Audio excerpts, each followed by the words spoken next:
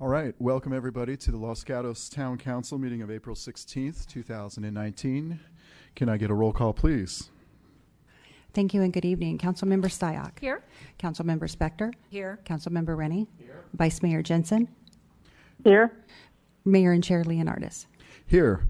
And I just want to mention that the Vice Mayor is phoning in remotely this evening. So that's why you heard a voice, but you don't see a person. Please join me in the Pledge of Allegiance. I pledge allegiance to the flag of the United States of America and to the republic for which it stands, one nation, under God, indivisible, with liberty and justice for all.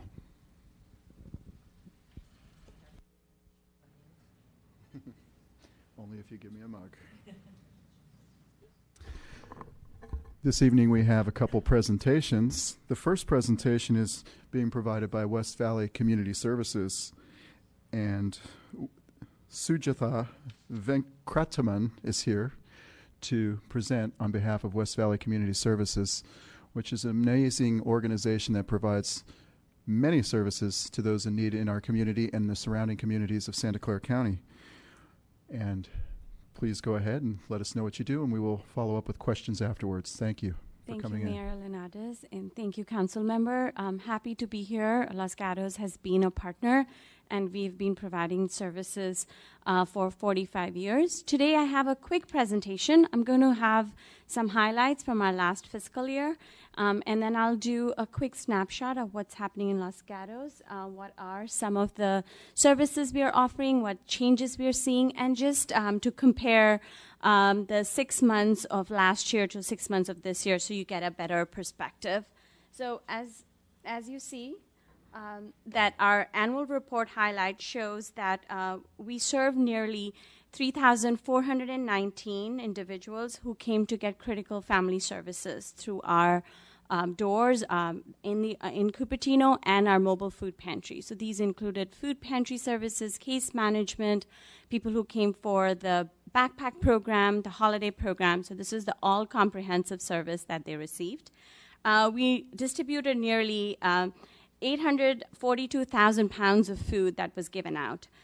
We had about 1,400 new individuals or families who came and accessed services for the first time.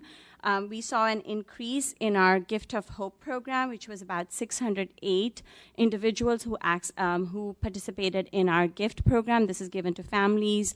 This is more like an adopt a family program where we pair each family with a donor, and the family gets the need met through the donor and through individual contribution. As you see, the mobile food pantry, we had about 1,011 individual access just the mobile food pantry. So the mobile food pantry in Los Gatos is at the Los Gatos Methodist Church, and it is at the 2 affordable housing complexes that is on Winchester. So the Live Oak and the Villa Vasona residents access the food pantry through the Mid-Penn housing complex. Here are some highlights from the annual report. In October of 2017, we launched the RIDE program, which is a senior transportation program. This provides transportation services to seniors 55 and older. We partner with SASE on this program. SASE is the agency that's working with Saratoga and Los Gatos, but we are partner. We work with the county to enhance this program. This has been very effective for seniors to get to the food pantry, to doctor's appointment, or any other need that they have, and they were relying on family and friends and neighbors to do that. So this has been very beneficial for our seniors. We expanded the mobile food pantry. As I said, in Los Gatos, we were at the Methodist Church, but now we are serving 2 of the Mid-Penn housing complex, and that's helped us to reach more residents in Los Gatos.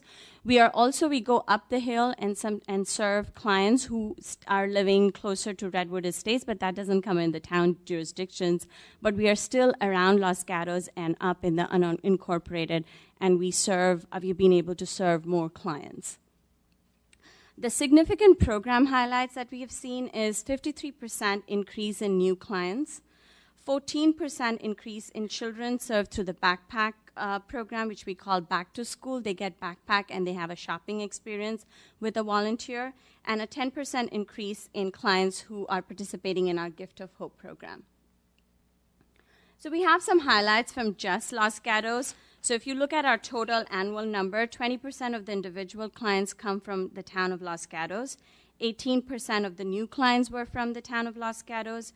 We served about 15 households through the financial emergency assistance, and about 135 households are accessing our mobile food services. This is just a year-to-year comparison. If you look, we took July to December of 2017 and compared it to July to December of 2018. As you see, this graph shows that we are seeing an increase in the number of clients, especially in the pantry, the mobile, and special programs. The unhoused number that you see are clients who are homeless. We saw a dip, but that's, I think, just because of the number. Typically, in the good weather time, we see fewer clients. And when the weather is bad, and typically around this time after the holidays, we see an uptake of more homeless clients accessing services. This will also be interesting to see when the homeless count happened that West Valley contributed to, volunteer hours, to see if that number changes for the number of homeless and unhoused in Los Gatos. I'm going to stop here to see if anybody has any questions as far as the report and the numbers are concerned, and then I want to end it with a client story. Councilmember Sayoc.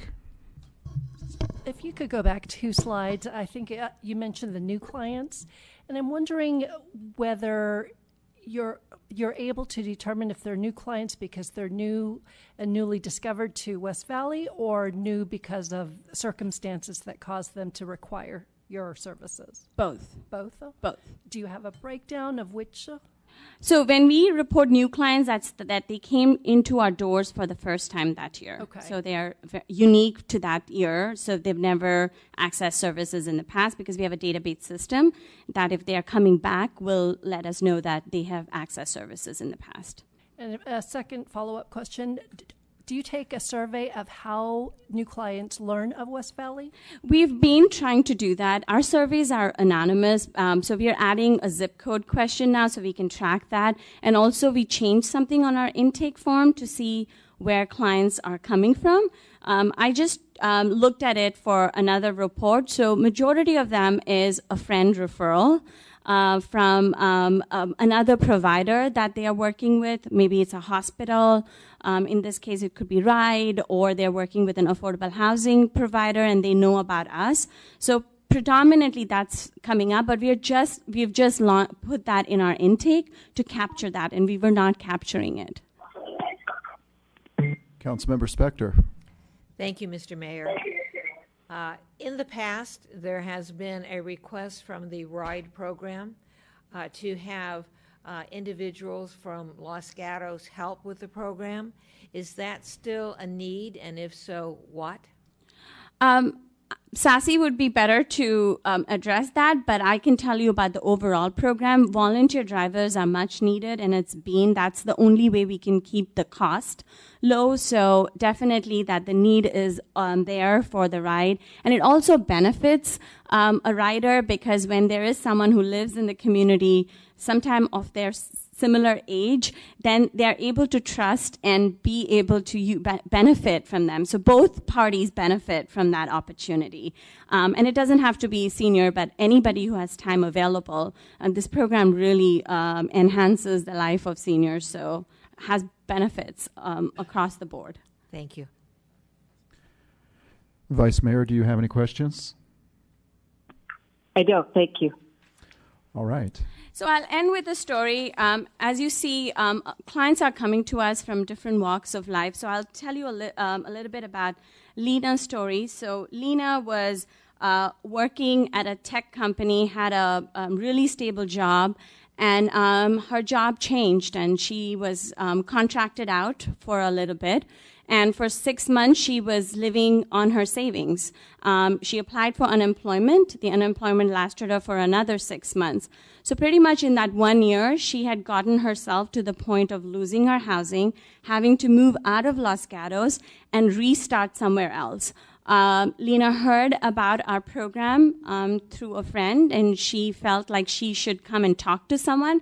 She didn't know that we provide financial assistance, so a case manager worked with Lena, looked at their budget, looked at her finances, and was able to give an area of service. So we were able to do back rent to keep her from becoming homeless or having to move out of the town where she grew up and had other things that were stabilized here. She started accessing our holiday program and our back to school program, and that really helped her to balance her budget. So this is a story of the clients that we are serving, really looking at avoiding displacement for kids in school, making sure that families are not getting into homelessness because they're not able to pay rent. All right. Ms. Venkatralam, thank you so much for coming in this evening and sharing that story and making aware that there are services out there for all types of communities in the Bay Area, whether it's Los Gatos or Cupertino or others. And these services are broad and available to those in need.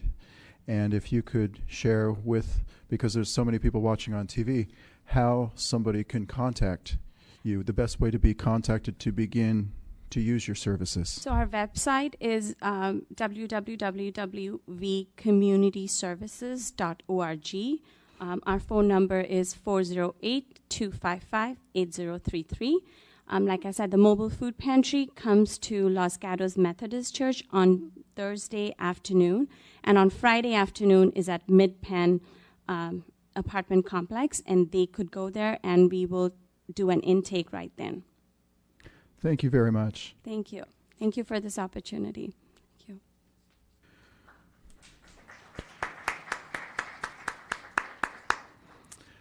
All right, our next presentation are some of our fine students who will be reading some poems for us. And I'd like to invite up Miss Joanne Talasfore to present the students. By the way, it's Poetry Month. Los Gatos is celebrating Poetry Month every April. And we are always represented by our fine students in the community, as well as Joanne being the leader of that. Well, somewhat. I consider myself an advocate for the arts here in town, and this was just something that delightfully fell into my lap.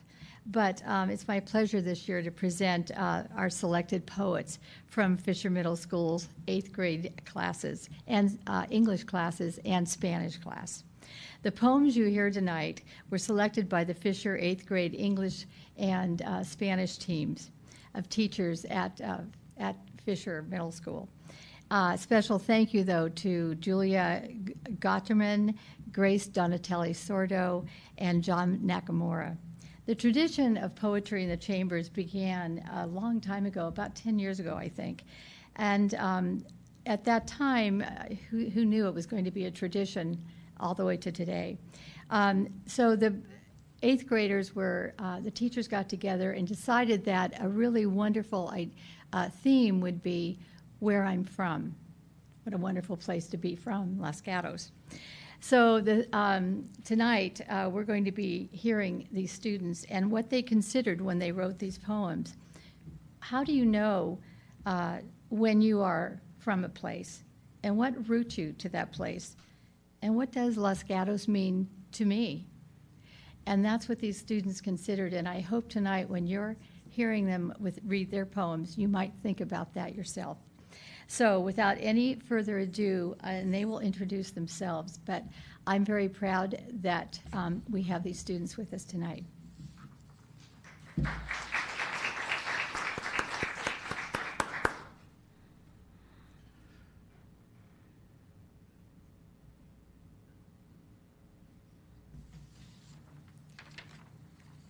Hello, my name is Sivan Barr, and my inspiration for this poem is that oftentimes on Sundays, my family and I goes down to Los Gatos for the farmers market.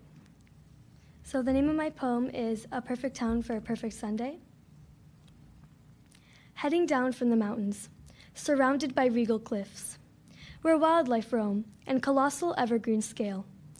The bright greens of the alluring mountains and deep blues of the skies make for quite a wondrous surprise. Continuing down, the reservoir appears, so serene in its simplicity, where snakes like to slither and birds like to bob, where pups like to prowl and cubs tend to coo. 4 minutes away, a mystical town, greeted by the pitter-patter of gentle fountains and by the incredible smell of burgers grilling, your senses are pleased. A brisk Sunday morning, the farmer's market stands, appearing in the plaza for 4 hours on end. Fresh produce and honeys, cooking crepes make mouths water. Blossoming flowers greet the sniffers, bright colors please the eyes. Divine delicacies graze the stands. Continuing down, a place to relax and paint some pottery, express your creativity. And then a place to unwind, an old movie theater with the newest hits. Moving onward, getting slightly sweaty, a cold sweet treat to chill on a warm day, some creamy gelato shall save the day. Dozens of places to fulfill one's longings, burgers, pizza, pasta, sushi, oh my, anything that meets the eye. This brilliant town, so small, so sweet, a lovely package of sparkly treats, a perfect thing for a lovely day out. Thank you.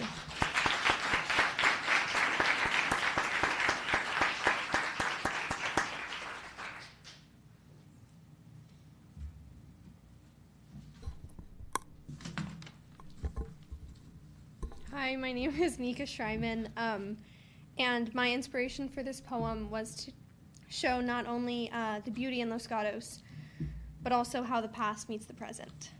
Hi, my name is Allison Dandrand, and I'm reading Mika's poem line by line into English.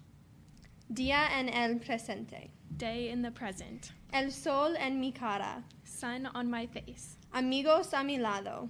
Friends by my side. Este es un espacio lleno de diversión. This is a fun-filled space. Ando con un paso largo y feliz. I walk with a long, happy stride. Mi reloj dice 1:01. My watch reads 13:01. Quiero comida en la punta de mi lengua. I crave for food at the tip of my tongue. La calle principal está aquí. Main Street is there. Respiro el aire salado. I breathe in the salty air. Veo el parque lleno de bancos. I see the park full of booths. El agua moja a los jóvenes. Water spraying all of the youth. Ando para florecer. I walk to bloom. Mientras mi mente se enfoca. As my mind starts to zoom. Me doy cuenta del pasado.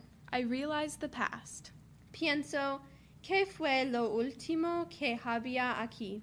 Think of what was here last. Un lugar para muchos. A place for many. Todo está completo. Everything is at a plenty. El pasado y el presente se mezclan. Past and present blend together. Espero que este hogar continúe para siempre. I hope this home stays forever.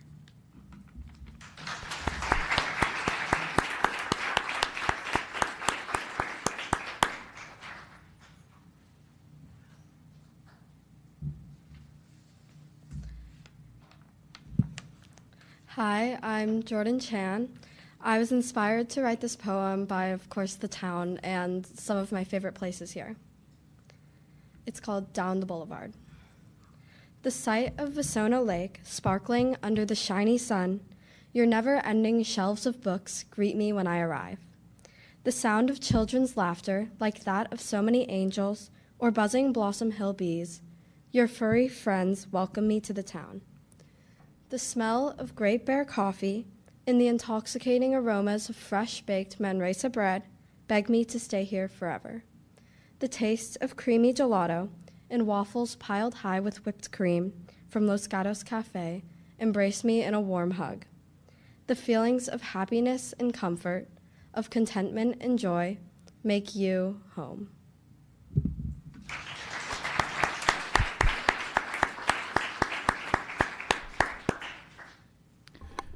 Thank you so much. Those poems were absolutely wonderful, and they made me hungry. And it just describes not only the beauty of Los Gatos and all these wonderful places we enjoy on a daily basis, but the talent of the young students in our incredible schools. 8th graders, this is amazing. So one more round of applause.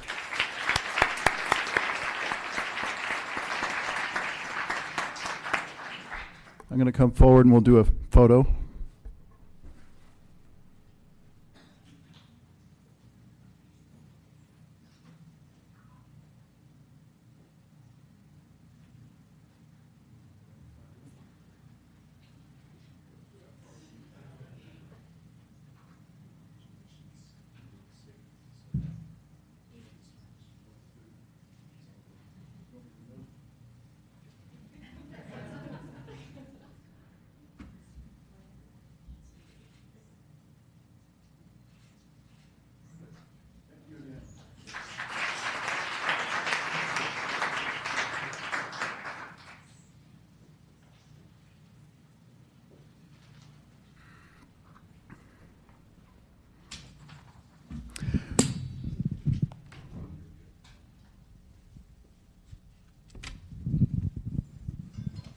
All right, we will be moving on with our regular scheduled meeting items. First is our consent calendar. Does any member of council wish to pull an item from our consent calendar this evening?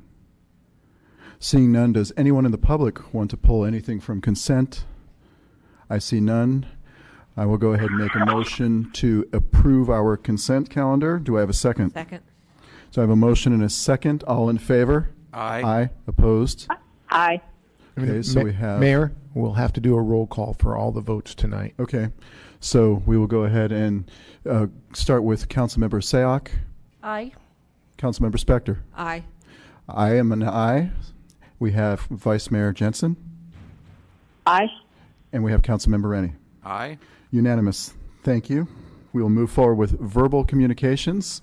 I have one card. These are for items which are not on our agenda. And the speaker is Jinbar Ketema.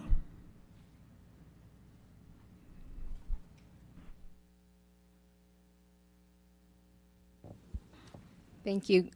Good evening, council members. My name is Ginbar Ketema. I'm with Verizon Wireless. We've been working for the past few months with your town staff, particularly staff in the Department of Public Works, and so I want to thank them for their efforts on the small cell agreement that we've been working on. And just recently on Friday, we were notified that small cell design guidelines were issued by the town, published online. And so we look forward to working with staff on revising that document. As it stands today, it's not in compliance with state and federal regulations. And so in order for us to be able to deploy small cell technology, such as 4G and 5G in the town, we hope that we can continue working with staff on updating that document such that it is in compliance with the regulations. Thank you. Thank you, Ms. Ketema. So you're already in contact with our staff? Yes, we are. Okay, very good. Any other questions? Seeing none, thank you very much. Thank you. I have no other cards, so we will close verbal communications and we will go on to our presentations.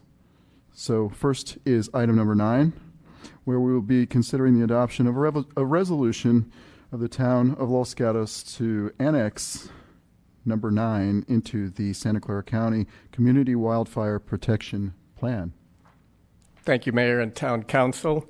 In 2003, the U.S. Congress passed what was known as the Healthy Forest Restoration Act, and that legislation was passed due to the recognition of the declining health of our national forests and then the incident of wildfire that occurred because of that.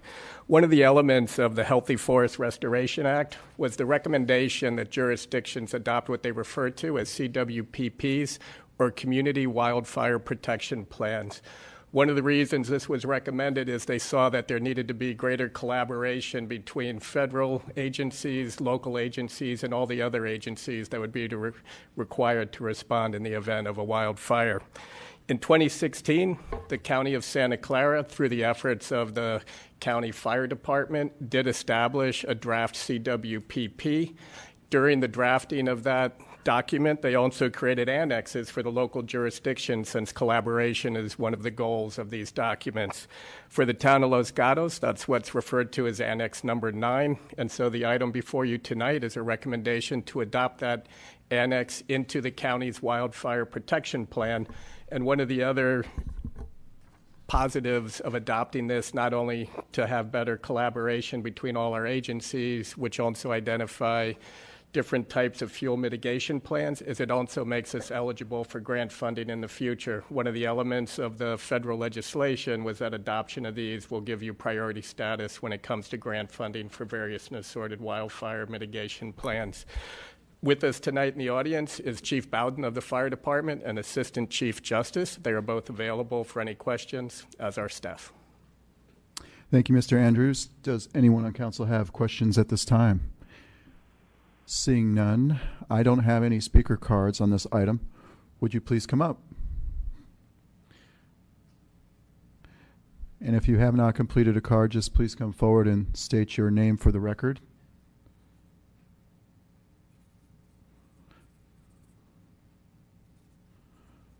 Hi, good evening. My name is Patty Ciesla. I'm the Executive Director of the Santa Clara County Fire Safe Council. We're a nonprofit organization that's committed to helping reduce the risk of wildfire in Santa Clara County.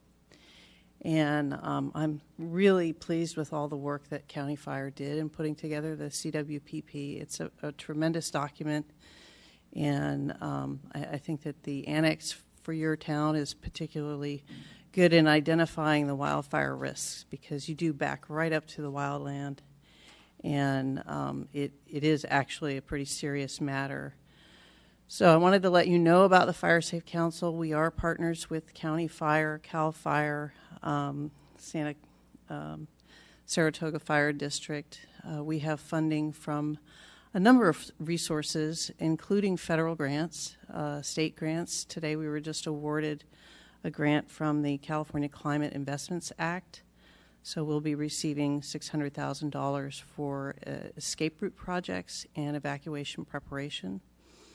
And we'll also be working with CAL FIRE along Highway 17 to do a wildfire prevention project, a shaded fuel break along the side of the highway.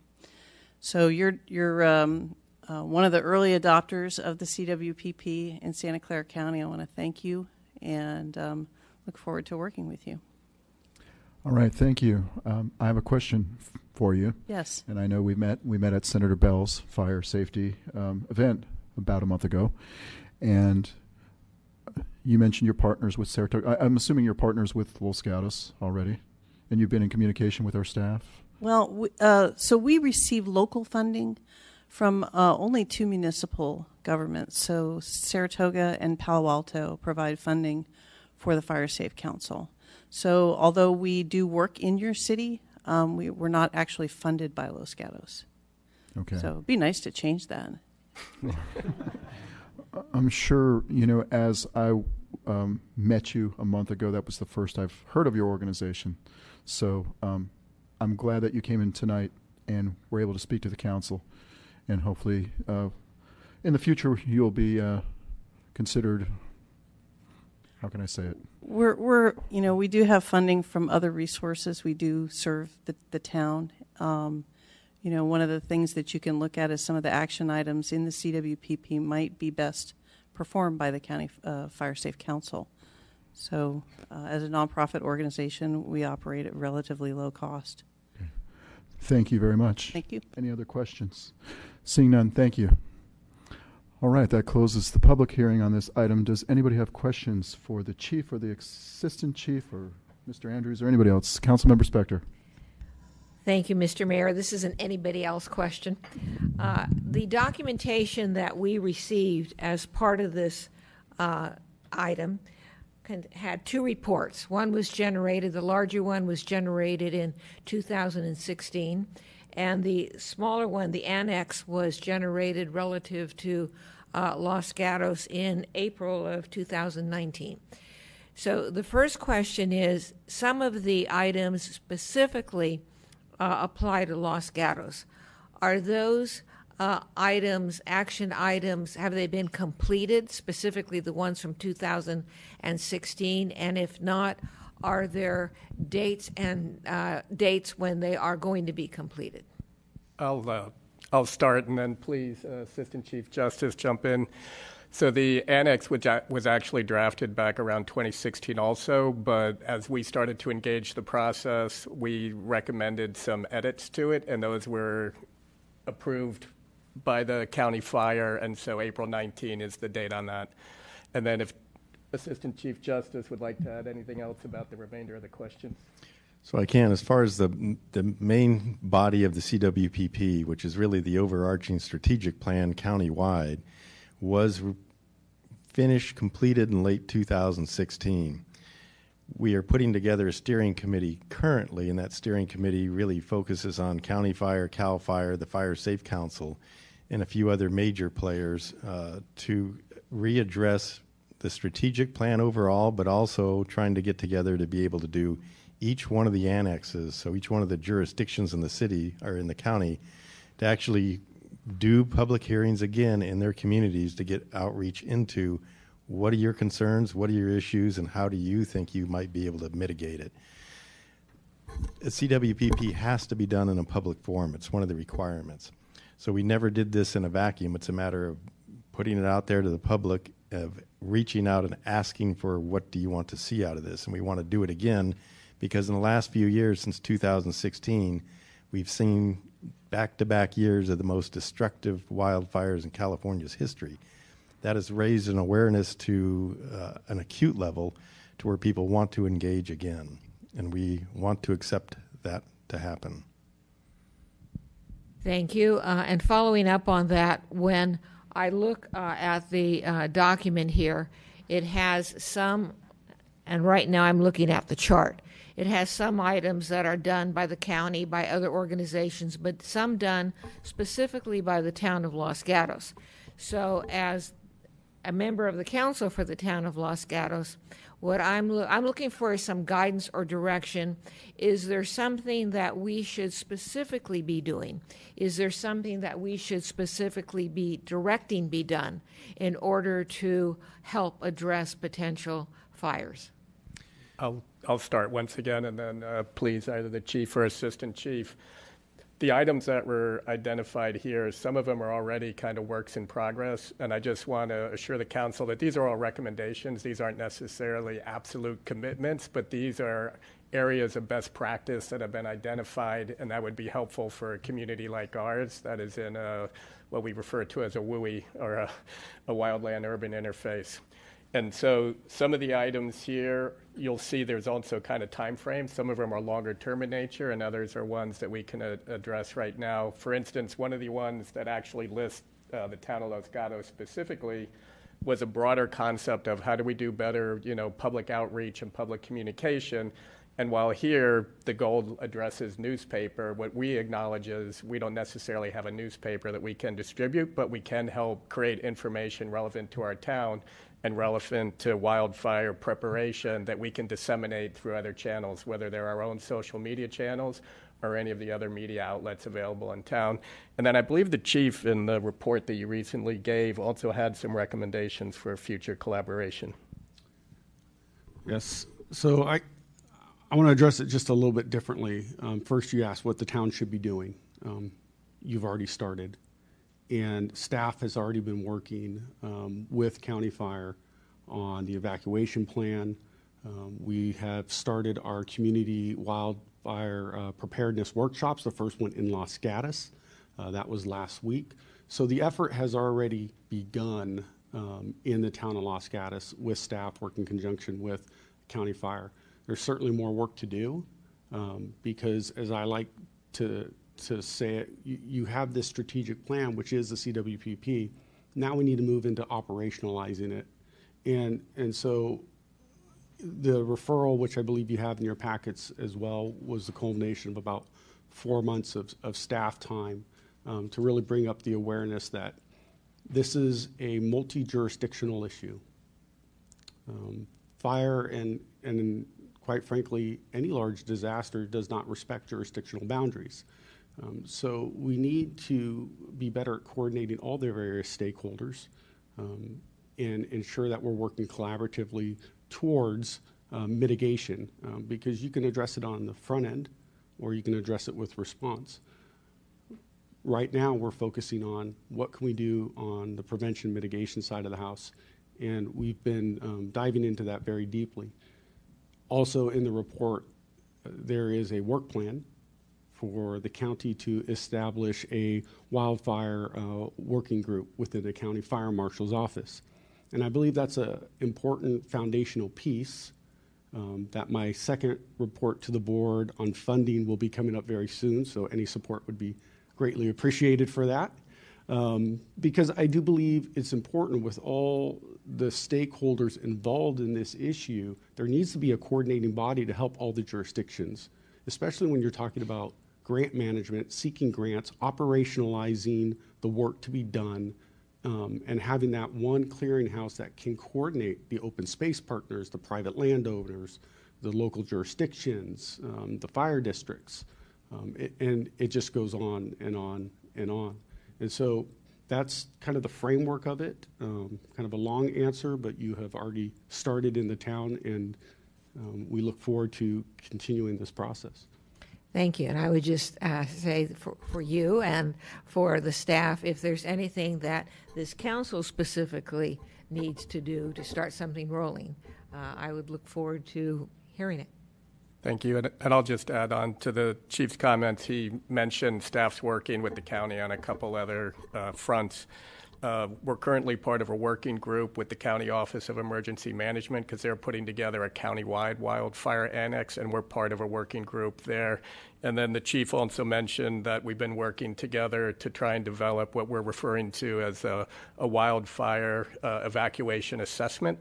Best practice no longer stipulates that you can point to one route and say that's the route to take, because you actually don't know until the incident commanders in the field observe what's happening and say, okay, this is going to be the best point of ingress and egress. And so we are working not only with County Fire, but with the Office of Emergency Management to develop what will probably end up being a template for the other jurisdictions in the area of developing what we refer to as a wildfire evacuation assessment plan. Councilmember Sayoc. Thank you.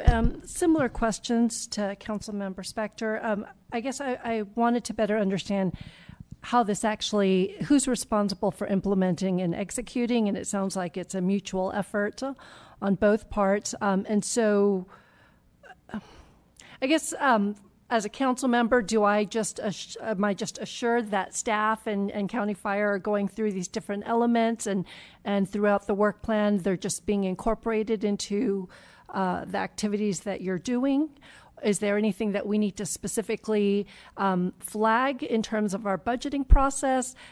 I'm trying to just better understand what else we should be doing, as Councilmember Spector says, to make sure that this is not an annex plan that just sits on a desk somewhere and that we're constantly revisiting it. Thank you, Councilmember. And once again, I'll start, and please. I think one of the actual intentions and goals of a CWPP is, for lack of a better phrase, to acknowledge the problem. It's kind of the starting point to make sure that you start to build that type of collaboration and you start to identify what you think the issues are. And then I can assure you that moving forward, staff will continue to work with County Fire and any other entity that can help us as a community prepare better. Some preparation may in the future require some type of a monetary commitment, when you start to look at some of the ways you could eradicate fuels. Some of the preparation is just staff time being devoted to working with groups to develop, an evacuation assessment plan. But we have started, I would say, in earnest in the past year, really focusing more on the wildfire aspect of, emergency preparedness, because it is an area that we can actually identify. In the event of an earthquake, we can't really identify where and how that will occur. We can look right out our windows and see the hillsides and know that we have an area that we need to prepare for. And so we've been working on several fronts. I mentioned several of them, but I'm sure perhaps the chief or the assistant chief would like to speak to others. It's a very good question, and let me rephrase your question a little bit. Part of your concern, a lot of concern, ends up being who's going to fund and finance things. tonight is the first step to be able to move towards what you've probably read about in the newspaper, which is there's opportunities in the state of California to grant fund projects. The first box on any document that you want to do when it comes to wildfire grant funding is, do you have an adopted CWPP? And if you check no, thanks for coming. You can go to the back of the line. The purpose of why we're here is we do recognize that your citizens and fire folks ourselves recognize there are concerns and issues here. Is the next is the fire chief said, is to operationalize it. And that's part of what we've done with the County Board of Supervisors is plant the seed that we need one overarching coordinated office to run this through for all of the jurisdictions. That will end up kind of like being a grant clearinghouse, and working also with Patty's group at the Fire Safe Council is that you have to look at the grant funding work that has been done through the Fire Safe Council in the last 15, 20 years.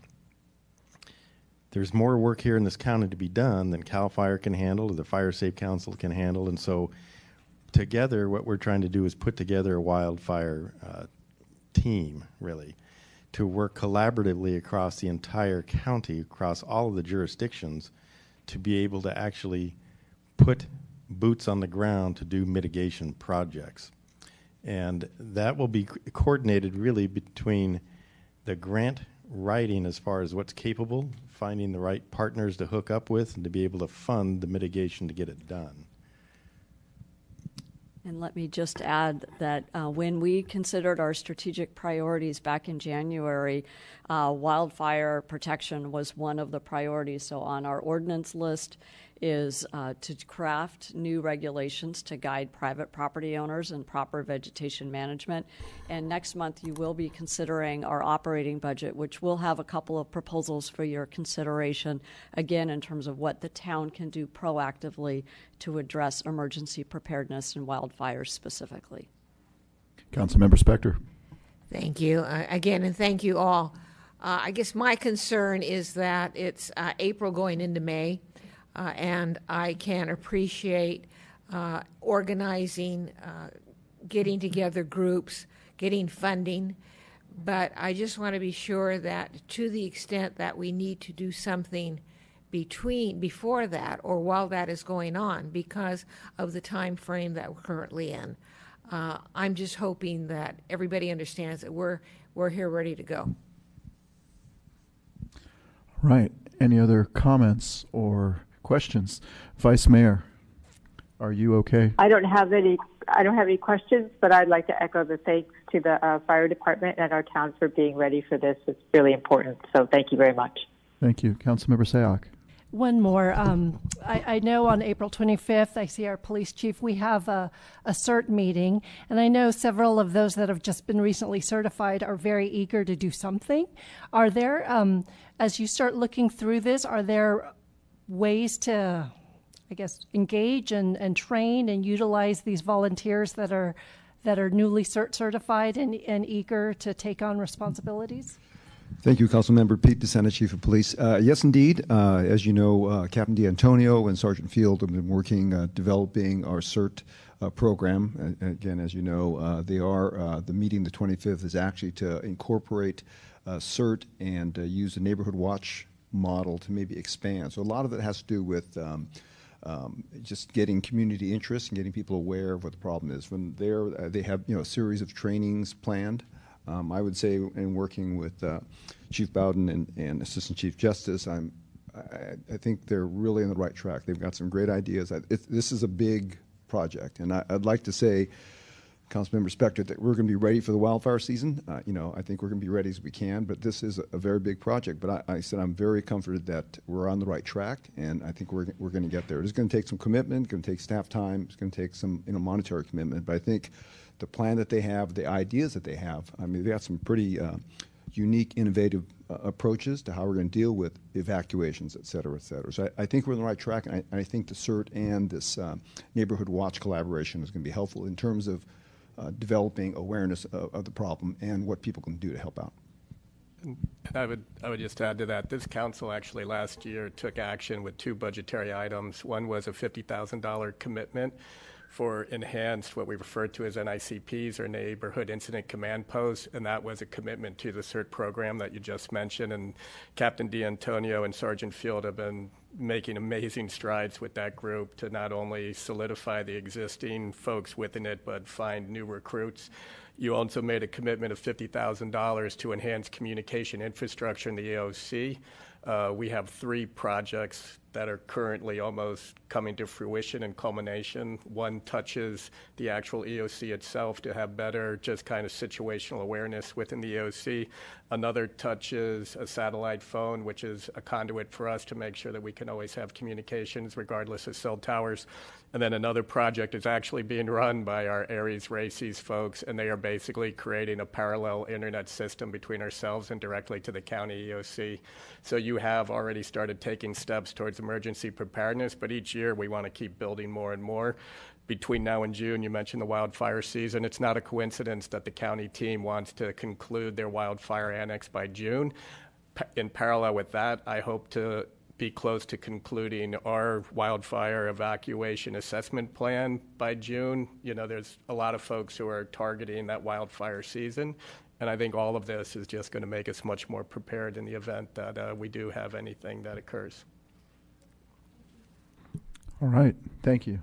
Councilmember Rennie. Just one small question. So things that get reported on and measured tend to get done or improved. So what is our plan to report on our progress? Are we going to report on it yearly, bi-yearly? How do we kind of, you know, that sort of makes you remember, yeah, I got to make some progress on that if we have a report coming up. So what is our plan to track this? I'll defer to the chief because he is currently trying to get the budgetary authority to create kind of a centralized system within fire. I will say that we are already currently part of what's referred to as a local hazard mitigation plan, an LHMP. That does have annual reporting requirements, and the LHMP, similar to the CWPP, are both things that will help us with grant funding in the future. My guess is we will try to put together some type of an annual review of some type, but once again, I'll defer to the chief on that. So in conjunction with our monthly report that we give to the city manager's office, we can incorporate, I would say, probably maybe a biannual or even yearly report to incorporate some of that. But I also think it's important to identify some of the things that have already taken place that really do benefit not just the town, but the entire operational area. So Santa Clara County Fire, I sit as the operational coordinator, area coordinator for the entire county. And one of the things that they put into place last year, the state put into place as a trial, was pre-positioning funding, $25 million. We exercised that and stood up 5 additional engines that the state paid for that were centralized here in the Los Gatos-Campbell area in a red flag warning. Governor Newsom's office has solidified that funding ongoing for pre-positioning. So as red flag events come in, I'm ordering up resources. The state is paying for those with grant funding for the state for the operational side. Additionally, County Fire has resourced up tremendously in the last 3 years. Most of those resources, and many of those resources, sit in the Los Gatos-Saratoga corridor. Specifically new Type 6 engines, new Type 3 engines, a water tender in Quito's area, and then the 2 station rebuilds that are going on right now to house more additional resources. On the response side, there's been a tremendous lift and investment into the system. And then on the grant side of it, I think just for perspective, SB 901 DOD last year made available $200 million per year for the next 5 years for local fuel mitigation. So there's a tremendous amount of interest. There's a tremendous amount of support from the current administration. But we have to create that coordinating body to help facilitate getting those grants in and bringing them in and operationalizing it. And then to report out on the work, we'd be happy to do that on a basis that would make sense for the city manager's office. Thank you. All right. Thank you. Any more questions? I want to thank again the chief and the assistant chief for coming in this evening. And we look forward to getting a motion on this from council. I can go ahead and make the motion to adopt the resolution in the staff report. Can I get a second? Second. We have a motion and a second. All in favor? Aye. Opposed? Yes. I was getting there next. I'll just say aye. I was going. Okay. Councilmember Sayoc. Aye. Councilmember Spector. Aye. I am an aye. Vice Mayor Jensen. Aye. Councilmember Rennie. Aye. Okay, so that's a unanimous vote. Thank you very much. And Ms. Pravetti. Thank you. Thank you for taking my manager matters out of order this evening. Tonight I would like to recognize the photography that hangs on the walls. This is the photography of Ken Benjamin, who recently passed away just earlier this year, and it's all beautifully displayed here in our council chambers. Ken's wife, Janice, is with us this evening. Thank you. And she tells us that he was always aware of the beauty of his surroundings, the whimsy of life, and the importance of community. The back wall shows Los Gatos. Ken and Janice created this exhibit in 2017 to show at Dolce Spazio and Los Gatos Coffee Roasting. It represents 30 years of photography. In addition to these items, there are 4 more portfolios of Ken's photos of Los Gatos that will be on display at an upcoming reception. The south wall showcases a sense of community around the world. From the canyons of Arizona, we see a Navajo woman tending her sheep, to Portugal, where men sit on a bench and share a laugh in the morning sun. Janice calls the north wall the wall of whimsy, as it shows a portrait of Ken smiling, camera in hand, along with the other photographs that always put smiles on our faces. The Benjamin family thanks the council for honoring Ken. A fellow photographer once said of Ken, "He has a good eye. He sees what others would pass by." Thank you. Thank you, Ms. Pravetti. And we will be having a reception coming up. And when is that date? We are looking at Friday, May 10th at 6 p.m. in these council chambers. The public and the council, of course, are welcome to join us. We look forward to that, and thank you very much for the photography. It's beautiful. We will be moving on to item number 10, which is the report on our downtown maintenance and beautification ideas. Mr. Morley. Thank you very much. Quick report covering some of the great things that we have going on in the downtown and identifying some areas for future improvement for your considerations and discussion. Want to talk first about one of the big things we hear on a regular basis, which is about power washing the sidewalks and sweeping the municipal parking lots. We do this on a regular basis. Unfortunately, with our downtown and the activity, no sooner do we get it clean than it's dirty again. So a lot of work goes into it, and certainly some potential need for improvements there. We will be bidding this program in the next month or so. So we'll have new pricing on that. We'll include pricing for expanded service. So should the council, through the budget process, wish to expand services here, that's something we can consider. I will say that the age of the sidewalks does provide a little bit of a challenge because it tends to hold the dirt a little bit more than a newer sidewalk, as the fine parts of the concrete have washed away over time. In terms of trash and recycling, a number of years ago we had a big challenge with trash and recycling with overflowing trash cans. Our model had been for our waste hauler to empty those cans on a daily basis. Unfortunately, they were unable to do that over the weekends in some of our busiest times. And so we ended up, especially on the weekends, with overflowing trash cans. So we stepped back and changed the model, brought in a separate company to do the work, do some additional work for us. And they do the emptying of the trash cans and the recycling cans on the weekends, and they also do an additional emptying of the recycling cans on Wednesdays during the week. This seems to have addressed the problem outside of a sporadic overflow here and there that we tend to address on a sort of a complaint type basis. We did have one unique area in front of the post office where, in spite of our efforts on that one, they continued to overflow. The trash can did, that is. So we added a separate trash can, and that seems to have mitigated that as well. We do try to keep a recycling bin next to every one of our trash cans, especially in the downtown core. That's been a big move over the last number of years as we've increased the recycling cans, and that seems to be a success as well. It relieves some of the pressure from the trash cans and helps us do the right thing by increasing our recycling. So that's been a benefit for us. You might have noticed that we did some tree trimming in the downtown this week. In our regular scheduled tree trimming, we try to trim throughout the town. The downtown gets good attention with that as well. That helps to keep the trees off the buildings and helps to keep them vibrant and growing. Our tree lights also were a challenge for us a number of years ago. Last time we redid this contract, we increased the service so that we require the contractor to come in at the beginning of every week, a Monday or a Tuesday of every week. So you may notice during the day that the lights are on, and that's because they've been turned on so we can go through and actually service them.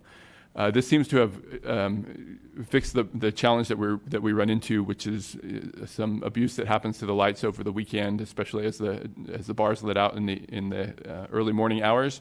The repairs early in the week keep the lights on for the rest of the week, and we do that on a repetitive basis.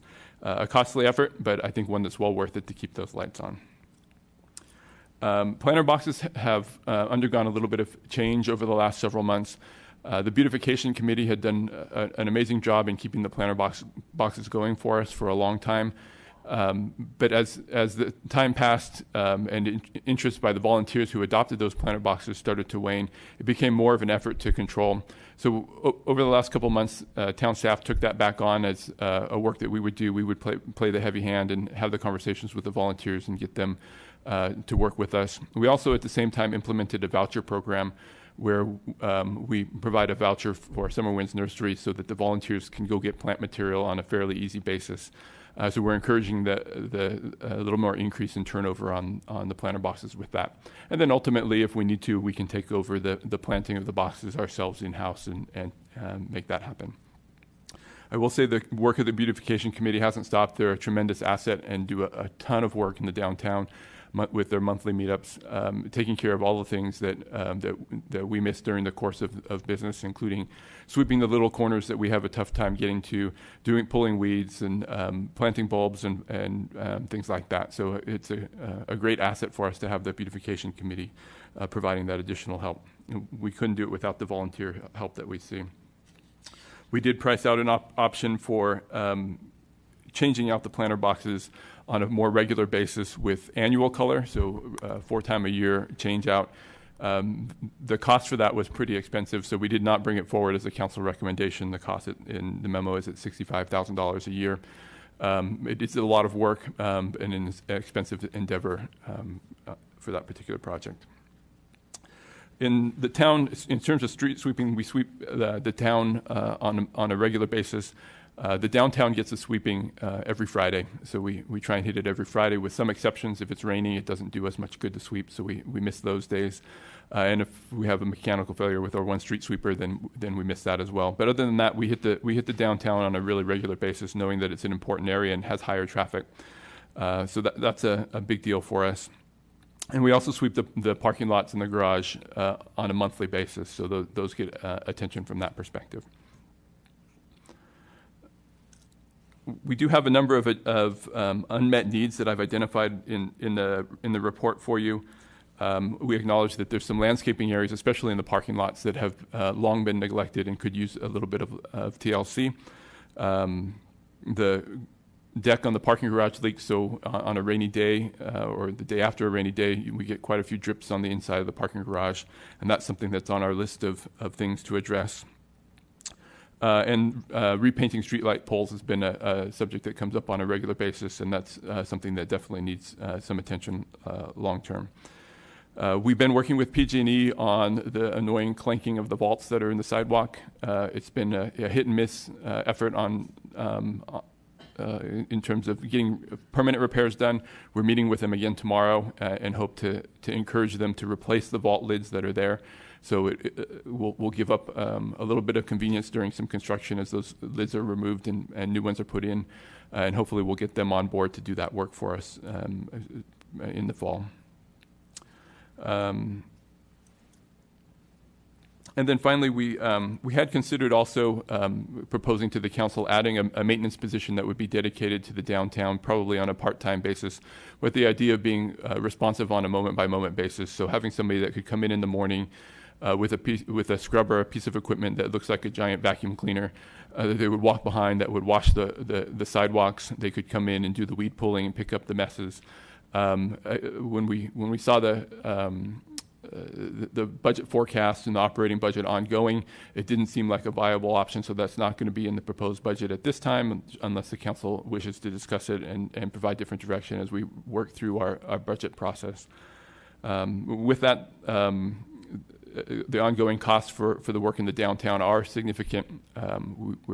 We try to pay attention to that and balance that with the needs. I'm certainly open for supporting the conversation tonight as the council discusses the needs of the downtown. All right. Thank you, Mr. Morley. Do we have questions? Councilmember Sayoc. Just one of the things that was brought up on Sunday. What's the status of the flags on our poles? I know that we were looking to invest in having a program, and so just curious what the status of that is, and when we can start to see some of those banners, banners. Thank you. Mm-hmm. Yes, the town is open for business. In fact, we have an application that we're processing now with the Chamber of Commerce, who's proposing to put banners in the downtown area. And the way our program works is that we are open to a lot of different opportunities. We will also be doing banners as part of Music in the Park on Main Street. So we're hopeful that we'll be able to see the Chamber's banners shortly, and that you'll be seeing the Music in the Park ones shortly as well.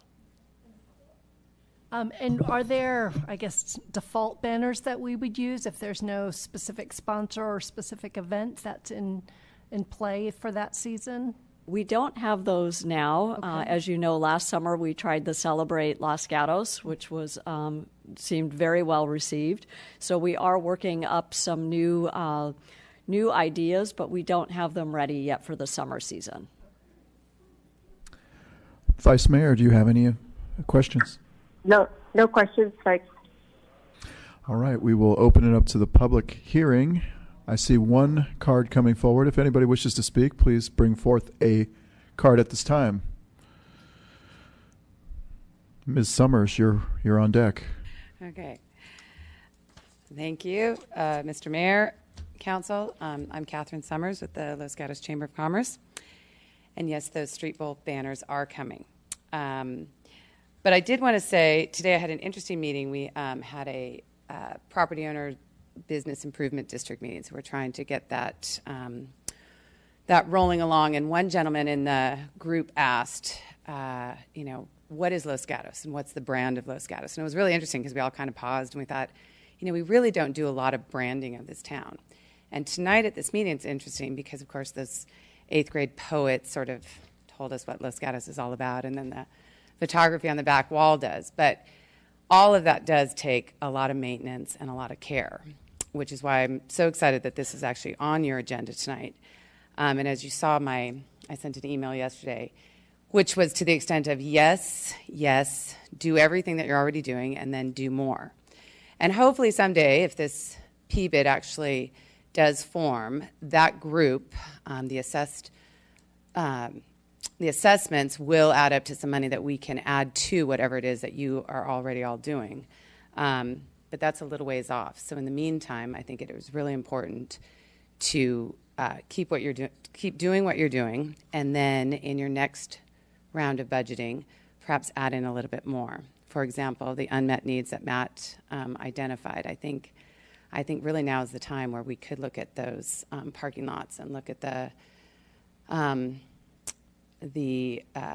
planter boxes that are in those that just have gone to the wayside for the last couple of years. I mean, when people come to town, they park, and that's their first impression is in those parking lots. So whether it's better signage or nicer plantings, I know sometimes those things seem so silly, but they really do leave that impression when people leave town, or even if they're here, if they're locals and they come down, it gives them some pride, I think, in their town. The street pole banners, for sure. I think you mentioned the default banners. I think it would be really important to have a set of 4 or 5. I've looked into a lot of other towns, and when nonprofits don't come forward with banners to hang, the town has a series seasonally to put up in that case, and they just do it. Of course, I always refer to Lafayette, but Danville, a lot of those towns actually have those default banners. The planter boxes, of course, that's one of my pet peeves. I think it's worth it to put the money in for seasonal change outs on those. I think that beautification committee is great. They've really come around, and I have been inspired with some of the new plans and the vouchers that they have at Summer Winds. But to change those out on a seasonal basis, I think would make a real impact. And that way we'd have those 8th graders coming back and giving us more poems year after year.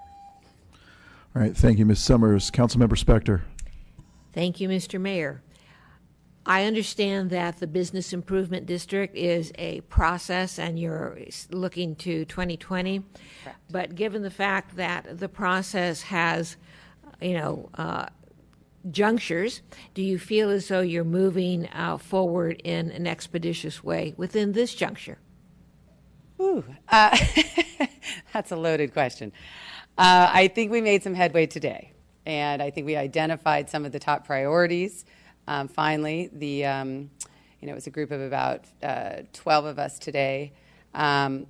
We are having a little bit of a challenge of getting more property owners invested into the idea of forming a PVID, to be perfectly honest. So we have a little work there ahead of us. The ones we do have are pretty engaged, and so I think there's a strong possibility it will come to fruition. It's going to take some work. Thank you. All right, thank you. Any more speakers on this topic? Seeing none, we will close the public hearing. We'll move on to discussion about this subject, and I will just say I was happy to put this on the agenda this evening because I, of course, get a lot of requests for the cleanliness of the sidewalks, and a couple times a year folks have mentioned those metal covers that Mr. Morley was talking about in the sidewalk. When you walk across them, they go clunk clunk, and they make your heart jump. So I'm looking forward to PG&E putting some kind of fix to those moving forward. It seems pretty sensible. I was encouraged with the numerous recommendations in the report. These are more things than I had thought of, which is fantastic. I look at, especially after this weekend, we had our very successful event called Spring into Green, and people come to Los Gatos for an experience. And yes, it's shopping, and yes, it's eating, but it's also gathering. It's the community. And I always think of our friend Walt Disney. When I was a kid, I went to Disney World and Disneyland so many times, I can't even count.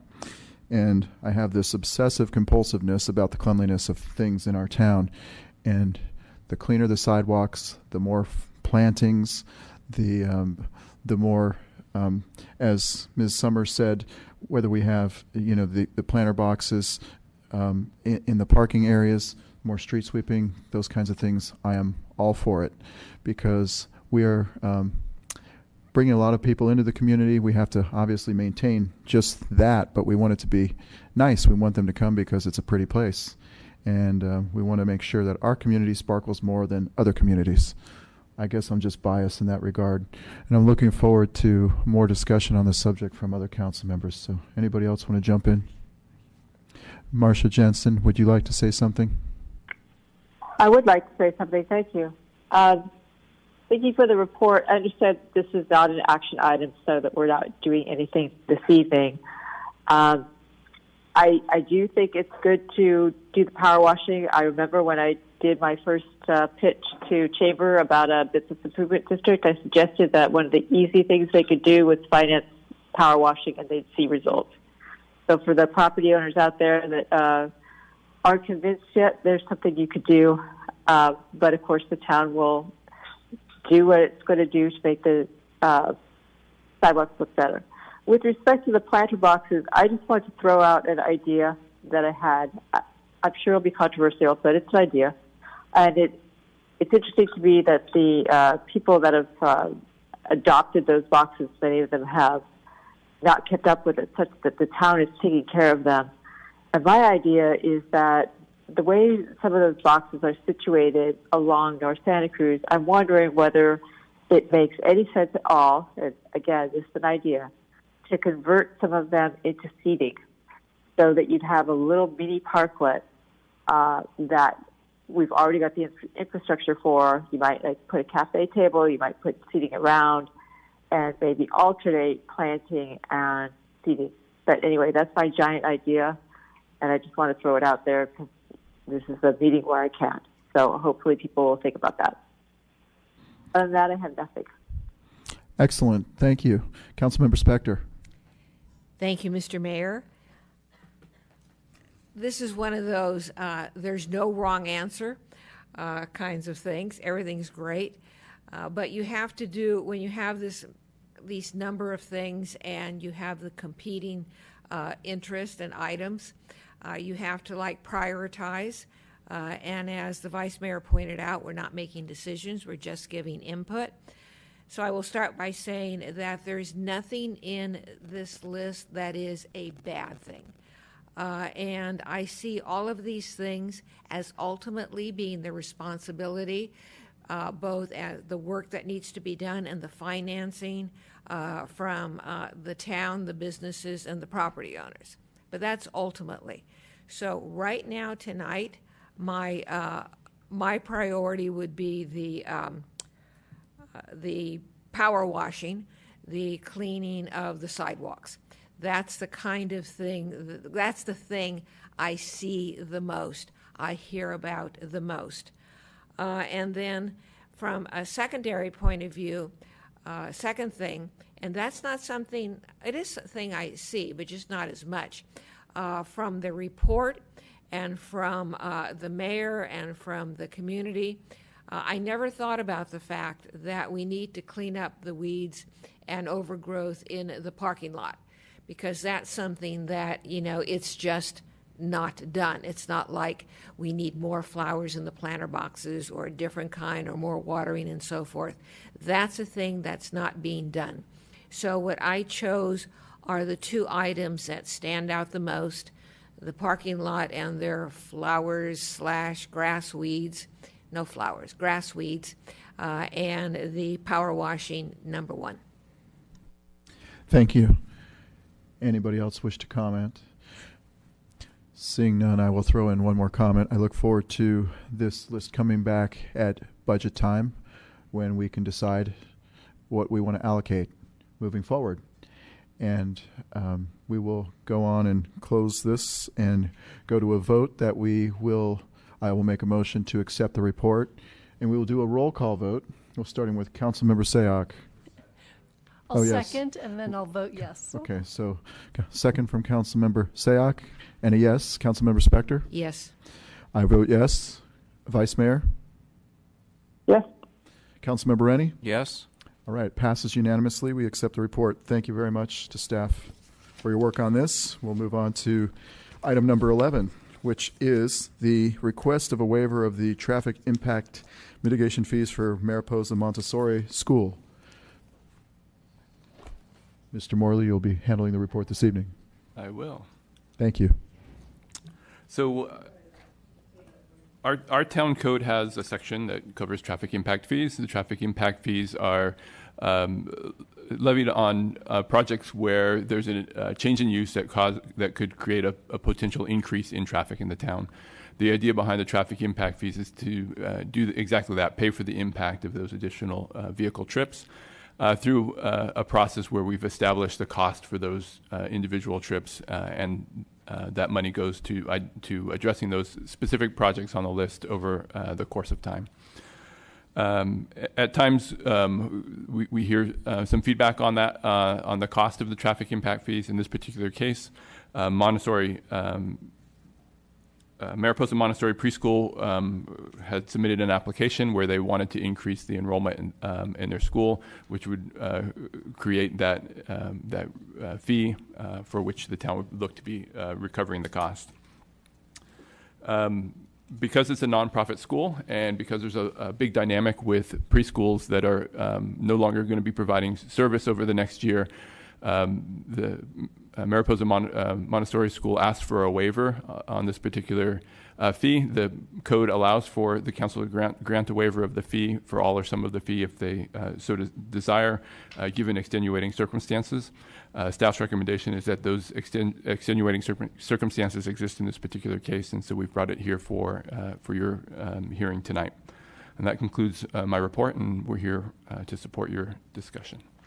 All right, thank you, Mr. Morley. Questions of staff at this time? Mr. Rennie? Thank you, Mr. Mayor. First of all, they're increasing by somewhere between 50 to 70 students, or are they increasing from 50 to 70? The increase is 20 students from 50 to 70. Okay, that wasn't clear. And that just an increase of 20 students is going to generate 80 vehicles? Yeah, and if you do the math on that, so a parent goes to drop their kid off in the morning and then goes home, that's two trips, and then the same thing in the afternoon, so that's 4 trips per kid per day. So the math is 80 trips a day. And, okay, second question. I think maybe it was in the justification letter. There's 3 other preschools that are closing, and 2 of them are kind of far away. It would be like attracting more traffic to the area, but one of them was over by Fisher, which is essentially the same area if we think about traffic issues. And I think they said that one had 100 students in it.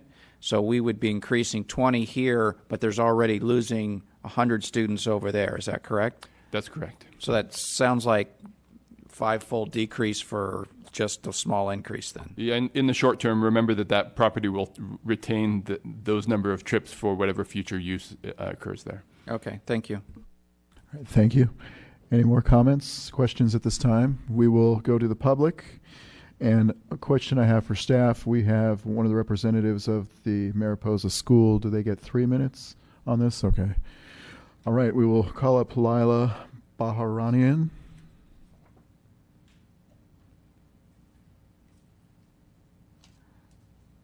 Good evening. My name is Leila Baranian. I am a resident of town of Los Gatos and a volunteer member of Board of Director at Mariposa Montessori. I don't have any financial incentive to be here tonight. We moved to this neighborhood in 2010 with back then our 4-year-old son in pursuit of high-quality education and a nurturing community.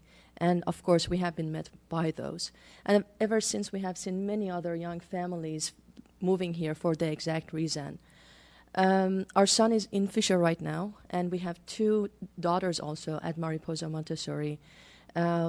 And most recently, another friend is coming down. They are moving from Silver Creek to Los Gatos in exactly the same pursuit for high-quality education and nurturing community to find themselves on a wait list of 40-plus students at Mariposa School for their right now 1.5-year-old son, who is going to become 2 in September, and they hope to register him. That's essentially a very palpable reason that one of the very palpable reasons that we are asking for this expansion. I also have a letter from another parent. The subject is in favor of Los Gatos preschool expansions without a traffic fee. This is a parent from Green Hill that got close to Fisher. The email reads, and I abbreviated it a little bit, to the members of the Los Gatos Transportation Commission. This year, sadly, marks the final school year of Green Hills Preschool, a trusted and treasured early childhood educator in Los Gatos for more than 50 years. Unfortunately for our family and about 100 other children at this school, this means we need to find another preschool for our 3-year-old daughter. As we search for another high-quality preschool in Los Gatos, our family and the parents of the other displaced Green Hill students have been faced with preschools that have extensive wait lists and preschools that operate more like a daycare without a specific focus on early childhood education. As our local Los Gatos preschools, like Mariposa Montessori, Little Oak, and Grace Preschool, look to expand to accommodate more students displaced by Green Hills closing, we urge you to reconsider the proposed traffic impact fee of $100,000-ish. These schools simply cannot afford this fee, and neither do the parents who are already paying upwards of $10,000 to $15,000 a year for preschool tuitions. This school should be focusing on using funds to hire the best teachers and upgrade the facilities to benefit the students. Please help us bring more high-quality early childhood education opportunities to our local community. The future of community depends on your decision. Thank you for your time and consideration. This is from Angela and Chris Mueller, and I appreciate your time too. Thank you. Thank you very much. Hillary Zeigelboim.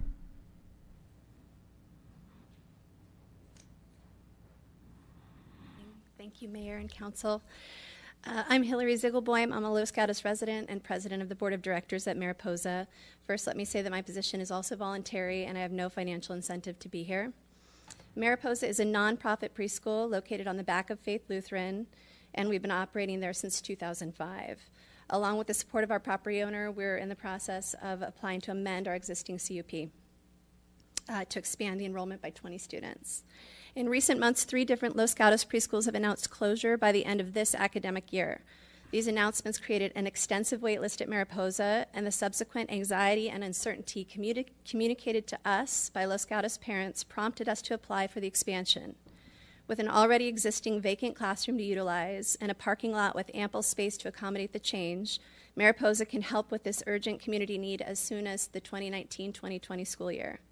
However, during the application process, we learned that the traffic impact fee would be imposed by the town would be around $75,000, an amount our nonprofit preschool simply cannot afford to pay. Incurring the fee is prohibitively burdensome, will exhaust the majority of Mariposa's savings, and could leave Mariposa exposed to financial risk and jeopardy, the worst case scenario being an inability to fulfill financial obligations and shutting its doors. Such a result would be antithetical to the purpose behind seeking the requested expansion.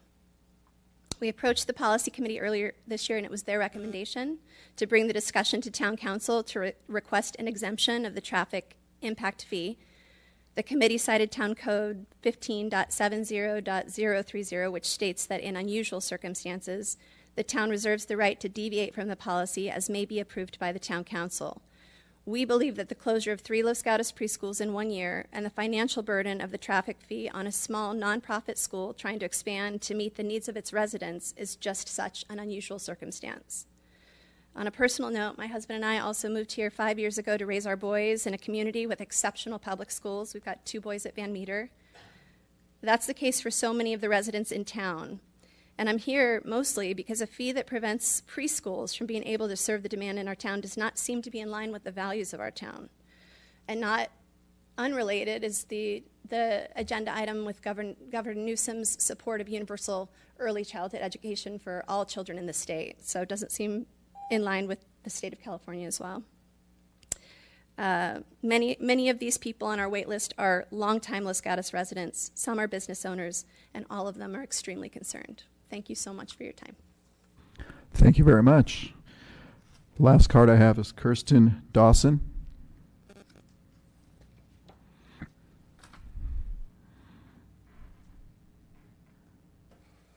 Good evening, Mr. Mayor and Town Council members. My name is Kirsten Dawson. I also serve on the Board of Directors as a volunteer with no financial incentive to be here. My 2 daughters attend Mariposa Montessori Preschool.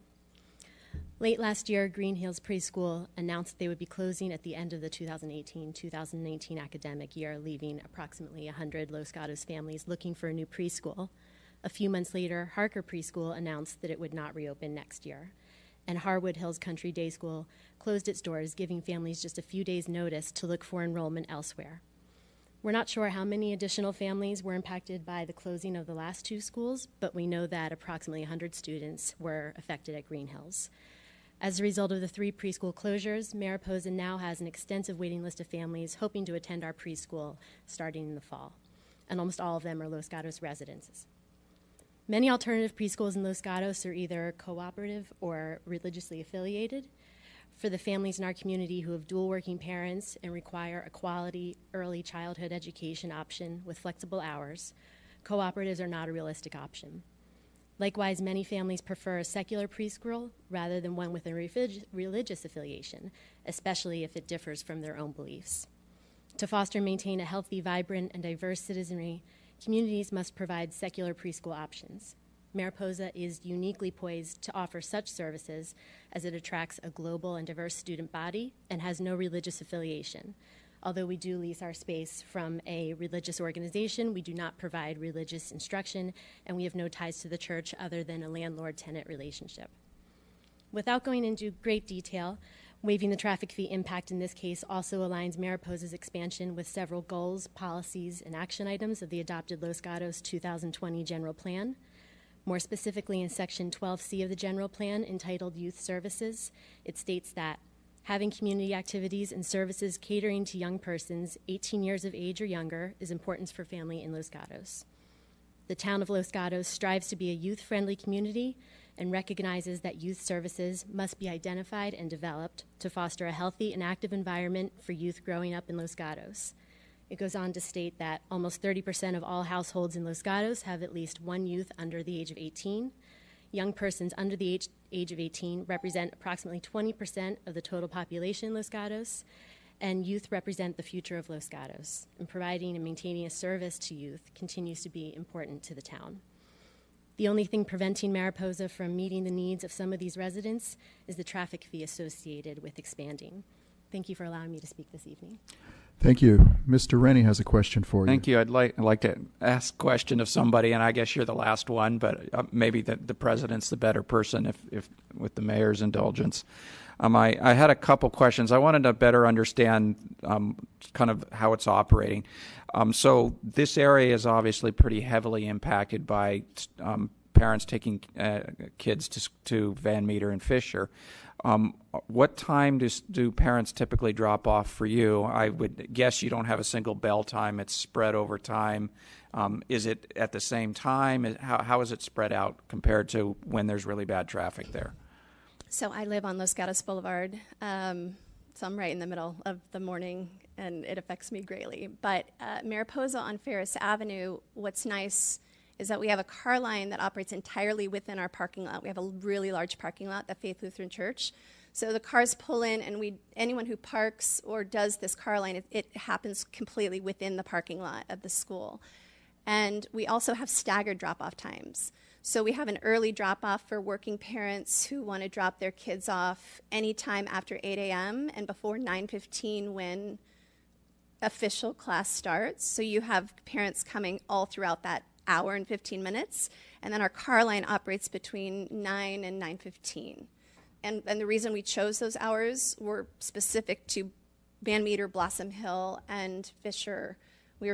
We have those times because they don't compete with the times of the other drop-offs at the school. So it's staggered between an hour and 15 minutes in the morning, and then the afternoon staggered between 4 hours, between noon and 4 p.m. And then if I could follow up on that question a little bit, I would guess there might be parents that have kids dropped off at preschool and also are going over to Van Meter or Fisher, more likely Van Meter than Fisher probably. Are you aware, are there parents like that? How many are there approximately? Is it a small percentage, a medium percentage? I was trying to get exact percentages of our current school community just to guesstimate if we added 20, if the percentage would be in a line, because we have probably 15% of our population that are neighborhood people that walk their kids and then walk them to Van Meter or Blossom Hill. To have an older sibling at one of those schools, I'm going to guess it's over 50% of our preschool parents. So the parents are already driving into that area. I've got 2 at Van Meter and 1 at Mariposa, so it's pretty common that they've got older siblings in the surrounding schools. And then my last question you started to answer, do you have any kind of programs encouraging parents to walk their kids? They're probably too young to ride their bikes, I guess, but walk their kids to school. So I'll tell you that I'm very familiar with the Safe Rides to School because of Van Meter. And I think the reason that we haven't been as successful encouraging it in Mariposa is because we do draw from a more diverse community of residents from Campbell and San Jose. And that stretch of Kennedy doesn't have a sidewalk. So even me personally, it's kind of a longer, obscure route to stay on the safe side of getting the kids to our school. So we don't have an official program, but it is something that I'm invested in, committed to having. Okay, thank you. Yeah. Right. Thank you. I see no more questions. Vice Mayor, questions? Okay. None from her. Thank you very much. All right, we'll close the public hearing and move on to discussion. And I will begin by saying this report brought back fond memories for me, probably Councilmember Sayoc as well, as our kids attended Green Hills together. And all I can remember is that Witch's Brew song that they used to sing. It just warms my heart. As much as I personally would love to take the $75,000 to clean our sidewalks, I would go ahead and make a motion that we approve the waiver for the traffic mitigation fees in this case. I think this is so important for our community and our education in the community. So I'll go ahead and make that motion. We have a motion and a second. Discussion. Mr. Rennie. Thank you. I just wanted to comment since I was asking all the questions. I agree this is definitely very good for the community, and it's clear that we need to expand. I also, a lot of times we put in place sort of equations for these traffic mitigations, and staff doesn't have a lot of leeway in discretion. Kind of you apply the formula and say, well, sorry, you owe this. And the reason I was asking a lot of the questions was, in my mind, I'd like to apply a little discretion. So it sounds like you're trying to not bring people in when the traffic is really bad in that area, which is important to me. I think that's a good step. You have some encouragement of getting people out of the cars, so I agree with that. The traffic mitigation fees is important. If you're bringing more cars to the area, a speaker even mentioned there's no sidewalk on Kennedy. We'd love to pay for a sidewalk on Kennedy, but it's probably $1 million to go 6-8 blocks, whatever the distance is, and this would be a good way to collect money to do that. But so there's both sides to the equation, and that's why I asked all the questions. But I will be supporting the motion because I think it is a good idea, and I think that, like I said, you've sort of mitigated the impacts already with offsetting the times and trying to get more people to walk. Councilmember Sayoc. Thank you. I'll also be supporting the motion, but I wanted to just put on record the reasons for it. I don't want this flood of waivers for impact fees to come all of a sudden, and I think the circumstances surrounding this case, one, it's a nonprofit institution and given the closures that are happening, I'm somewhat surprised that 3 are happening immediately. And there's a significant need. But I just want to make sure that staff understands that I appreciate that this is being brought to us because we do take these impact fees significantly. We need it, and I don't want it to be. I want it to be absolutely clear that there's extenuating circumstances for this exception, and that this isn't something that I hope to look at on a regular basis. So. Vice Mayor.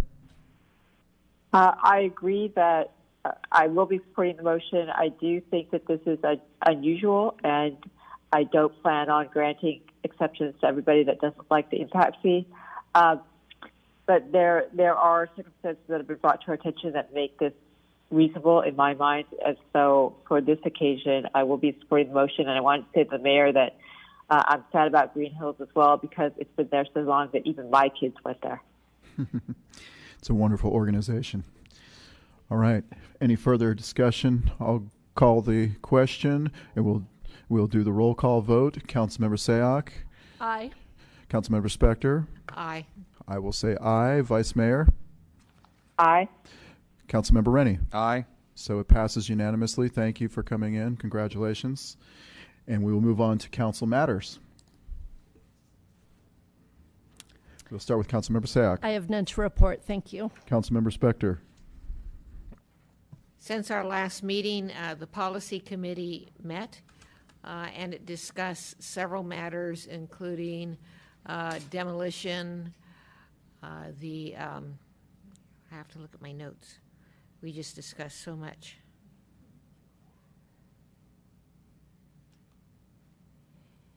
BMPs, demolition. This was put on the agenda by the chair. The timing of presentations by the appellant and the applicant in appeals before the town council.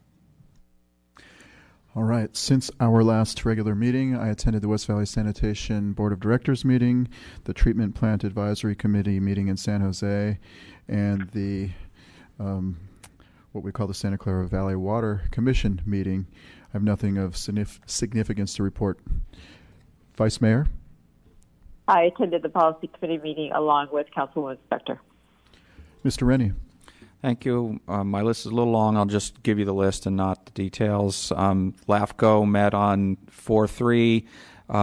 For Silicon Valley Clean Energy Authority, I did a video interview they created a video from on 4/4. Also, I attended their Risk Oversight Committee meeting on 4/8, and on 4/10, I attended the board meeting. I also attended the VTA Board of Directors meeting on 4/4. And the Cities Association Legislative Action Committee, their selection committee, and their board on 4/11, and on 4/14 I attended Spring into the Green with most of the other council members. Oh yes, Spring into Green. Thank you. All right, that concludes our meeting this evening. Thank you everybody for your participation. Good night.